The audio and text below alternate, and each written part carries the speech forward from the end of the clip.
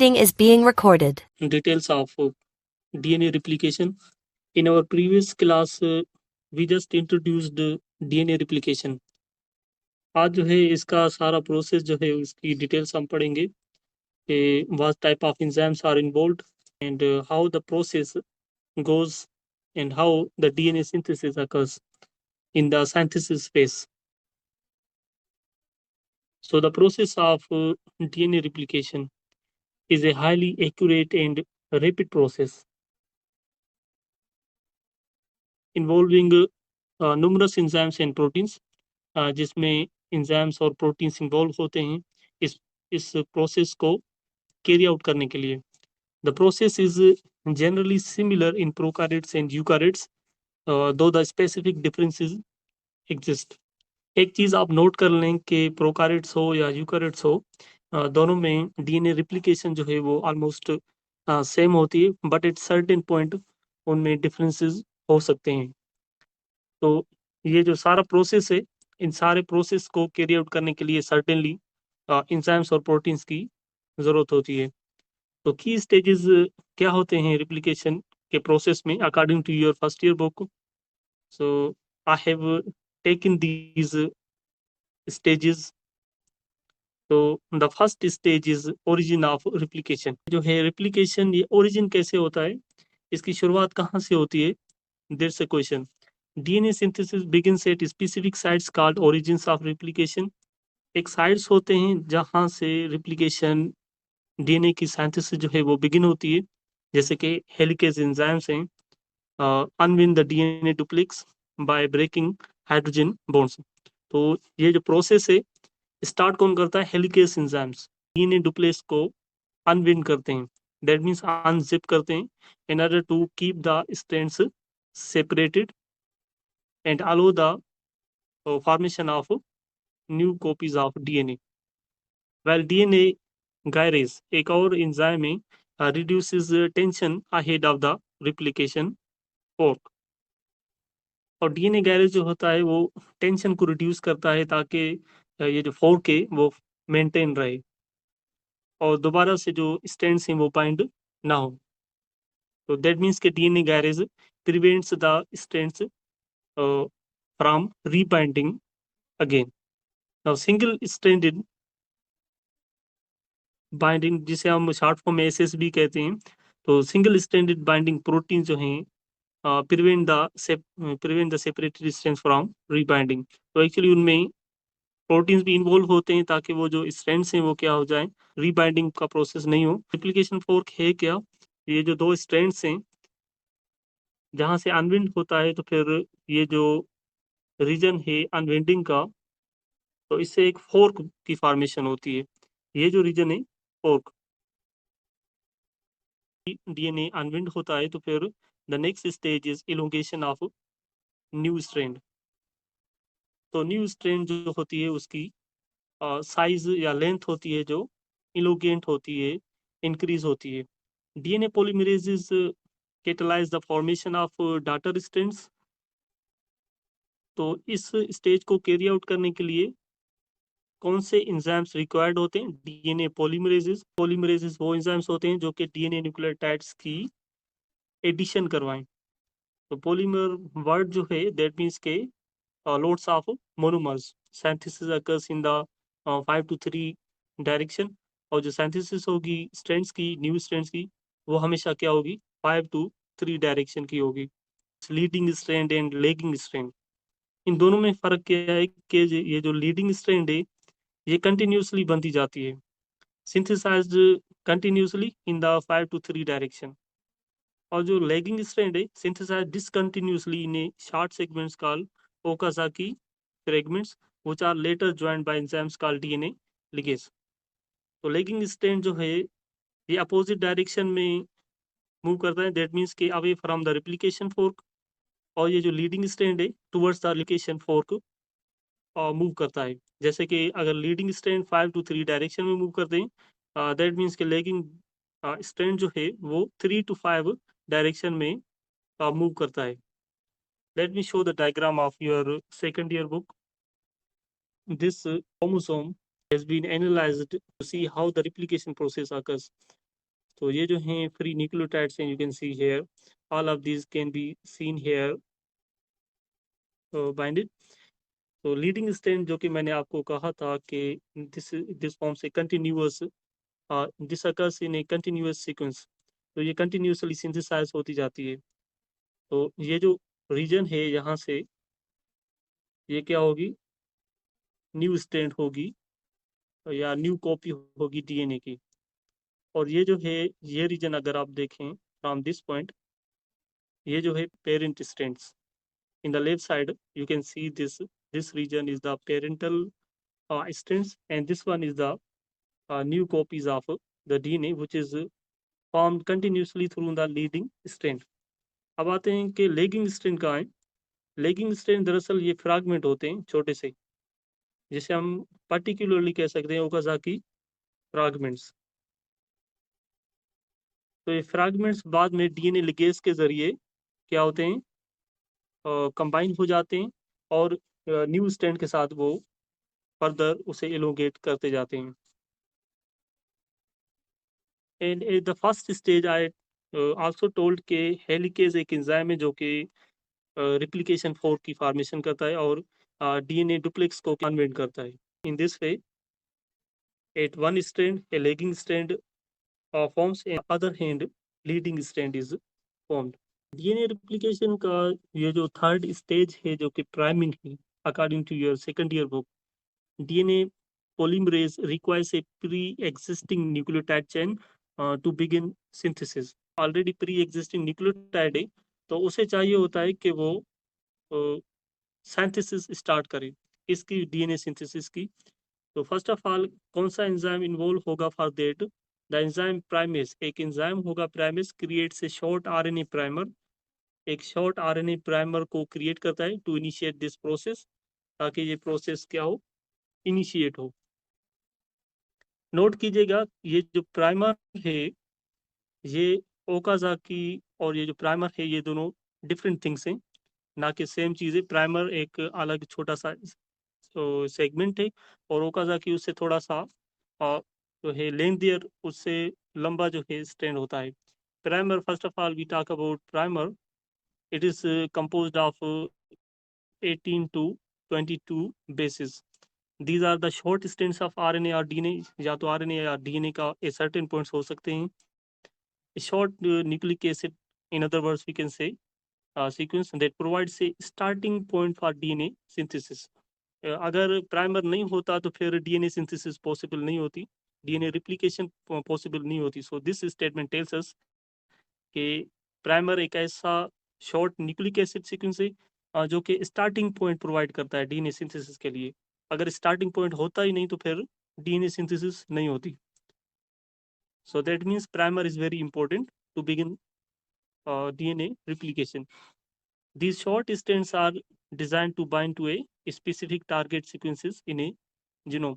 तो ये बाद में क्या हो जाते हैं कि ये जो न्यू कॉपीज बनते हैं डीएनए के, उनके साथ वो बाइंड हो जाते हैं, लेकिन डायरेक्टली बाइंड नहीं होते, बल्कि प्राइमर जो है, अगर वो आरएनए प्राइमर है, वो पहले डीएनए जो है न्यूक्लियोटाइड में कन्वर्ट होता है, फिर उसके बाद जो है वो डीएनए न्यूक्लियोटाइड किससे बाइंड होता है, दूसरे न्यूक्लियोटाइड्स के साथ, ताकि एक लंबी सी स्ट्रैंड बने डीएनए की। Primer is required for DNA replication because the enzymes that catalyze this process, DNA polymerase, can only add new nucleotides to an existing strand of DNA। तो डीएनए पॉलीमरेज एंजाइम्स होते हैं जो कि सिर्फ और सिर्फ क्या करते हैं कि न्यूक्लियोटाइड्स को ऐड करते जाते हैं। दैट्स द रीजन कि प्राइमर जो होता है सबसे पहले रिक्वायरमेंट होती है। जो फाइनल स्टेज होता है इसका टर्मिनेशन का, during this phase RNA primers are removed. और ये जो आरएनए प्राइमर्स हैं जो कि वी हैव डिस्कस नाउ, ये क्या हो जाते हैं, रिमूव हो जाते हैं और replaced with the DNA nucleotides, और उसके साथ डीएनए रिप्लेस हो जाता है, उसकी जगह आ जाते हैं by DNA polymerase. And Okazaki fragments are joined by the enzyme DNA ligase. तो ये जो रिप्लेस करते हैं डीएनए न्यूक्लियोटाइड्स प्राइमर्स को, आरएनए प्राइमर्स को, so both of these are joined with the Okazaki fragments in order to form a long strand of DNA. तो ये जो ज्वाइनिंग का प्रोसेस है कौन सा एंजाइम परफॉर्म करता है? DNA ligase.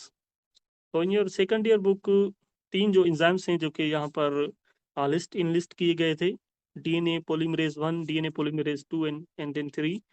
तो इनका जो पर्टिकुलर काम ये होता है कि DNA polymerase it replaces RNA primer with the DNA nucleotides, जो कि ये प्रोसेस मैंने यहाँ से आपसे शेयर किया हुआ है। तो this process is carried out by the DNA polymerase 1. DNA polymerase 2 performs proofreading to repair DNA damage. अगर डीएनए डैमेज हो रहा है या तो ये जो डीएनए स्ट्रैंड से अनविंड हो जाते हैं तो फिर प्रूफ रीडिंग जो होती है वो बहुत ज़रूरी होती है। Proof reading, did you get this term के प्रूफ रीडिंग है क्या? It is actually A system in which enzymes reads the nitrogenous basis. अगर एक साइड जो है नाइट्रोजीनियस बेस है तो उसके बाद जो उसका कंपेटिबल बेस होगा, जो कि उसका पेयर होगा, तो वो उनकी फॉर्मेशन होगी। तो ये कौन सा सिस्टम है? प्रूफ रीडिंग का सिस्टम है। So this one is very important. तो ये जो प्रूफ रीडिंग का प्रोसेस है, ये जो करेक्टली मैच करवाता है बेसिस या करेक्ट बेसिस की फॉर्मेशन जो है वो कौन सा एंजाइम परफॉर्म करता है? DNA polymerase 2। डीएनए पॉलीमरेज 3 ये जो लास्ट में एंजाइम है, the primary enzyme responsible for stand elongation. तो इस किस्म के एंजाइम जो है प्राइम डीएनए पॉलीमरेज 3 कैटेगरी में आ रहे हैं, जो कि स्टैंड की इलोंगेशन करवाते जाते हैं। स्ट्रैंड्स की लेंथ जो है वो इंक्रीज करते जाते हैं। Let me share A small diagram of RNA primer. RNA primer ये जो रेड में आप देख रहे हैं, तो ये एक स्मॉल फ्रैगमेंट है, shorter than the Okazaki fragment. तो इसकी फॉर्मेशन के लिए, आरएनए प्राइमर की फॉर्मेशन के लिए प्राइमेज एंजाइम की ज़रूरत होती है। एक और एंजाइम है ट्रोपोआइसोमेरेज। इसका काम क्या होता है कि essential enzyme that regulates the winding and supercoiling of DNA to allow for vital cellular processes like replication and transcription. ये जो स्ट्रैंड्स की सेपरेशन होती है और रिप्लिकेशन 4 की फॉर्मेशन होती है, तो this one is regulated by the enzyme helicase, we have already discussed. But ये जो विंडिंग का प्रोसेस है और सुपर क्वेलिंग का प्रोसेस है, अगेन जो है ये जो स्ट्रैंड्स साथ मिल जाते हैं तो फिर this is regulated by the enzyme ट्रोपोआइसोमेरेज।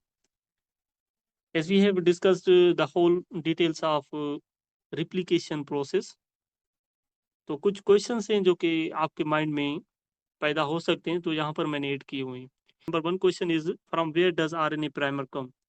RNA primer जो है कहाँ से आता है? मैंने ऑलरेडी आपसे बताया कि ये ऑलरेडी मौजूद नहीं होता है, बल्कि एक एंजाइम होता है प्राइमेज, जो कि इनकी सिंथेसिस करवाता है। RNA primer is created by an enzyme called RNA primase which is responsible for joining RNA nucleotides, जो कि आरएनए न्यूक्लियोटाइड्स को क्या करते हैं कि ज्वाइन करते हैं together to form a primer, ताकि वो प्राइमर की फॉर्मेशन करें। The primer serves as a short approximately 10 nucleotides. तकरीबन 10 न्यूक्लियोटाइड्स का हो सकता है, या तो 18 to 22 बेसिस का भी हो सकता है।